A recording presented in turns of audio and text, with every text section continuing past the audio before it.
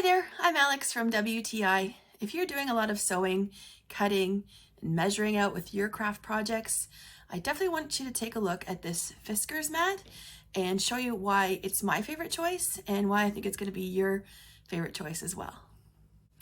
One of the main things I like about it is that it's double-sided.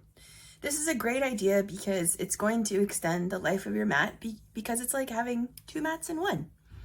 And because they're different colors, you can distinguish if you want one side to be only for cutting and keep the other side nice and smooth just for measuring.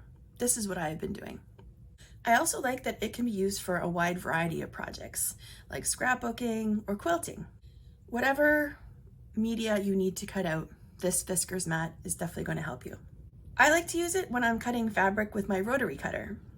And even though I have firm pressure on the blade and mat, it's made to be self-healing. So there aren't any big cuts or gouges in the mat that might otherwise hinder a precise cut in the future. Again, prolonging the life of the mat. I have been very happy and content with this mat from Fiskars. There is no doubt that this is a high quality product, and that's my point of view.